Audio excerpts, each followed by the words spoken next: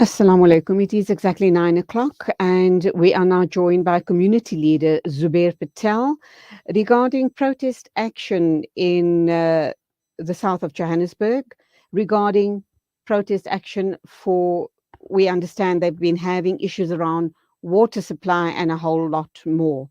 Zubair Patel, assalamu alaikum. Welcome to the program. Alaikum salam wa rahmatullahi wa barakatuh. I understand there was protest action yesterday. Can you tell us how did it play out, and were you pleased with the outcome? Yeah, I think just to say the end of the day, yes, everything did work out. What it actually transpired is that we were without water for a number of days. And when I say a number of days, literally a week. Sure. And it all started out with the Aikenoff issue where they had power issues down there. And that we could understand, that the water wasn't pumping on that particular day.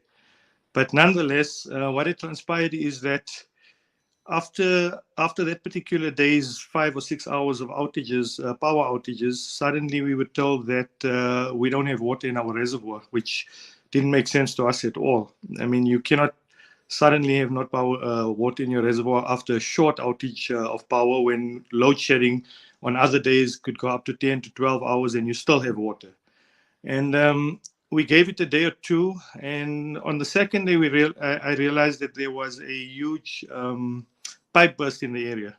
Oh. These were reported as usual to Joburg Water, and what had happened is Joburg Water had come out, had a look at it, and left.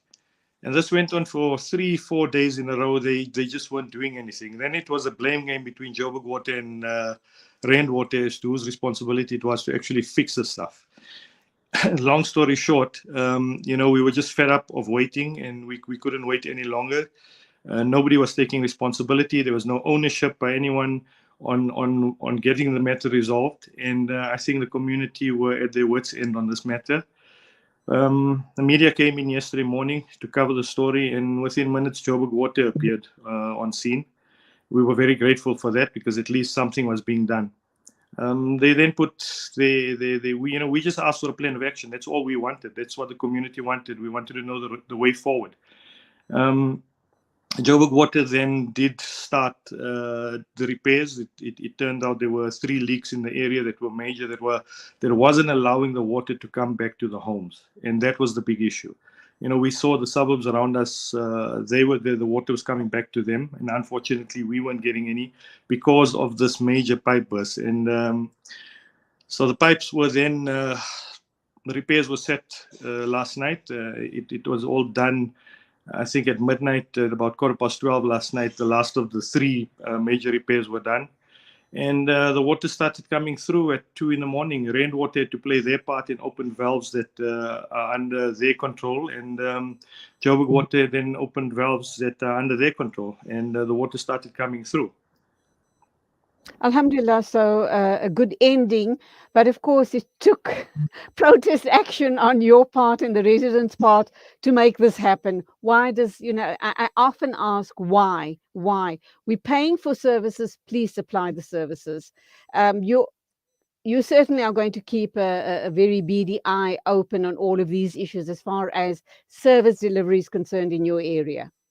Well, look, it's exactly the sentiments that the residents were expressing. We're all ratepayers. At the end of the day, we just want the service that we pay for. We're not asking for more. We're not asking for any less.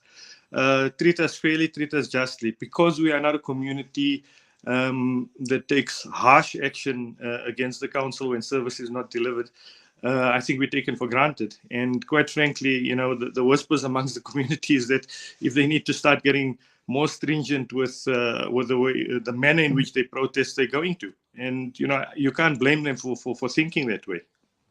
Let's hope it doesn't come to that. But for now, shukr, alhamdulillah, your action has paid off and you guys are all happy and smiling. Let's hope there isn't a repetition of this issue. Thank you for talking to us, community leader Zubair Patel. Assalamu alaikum to you.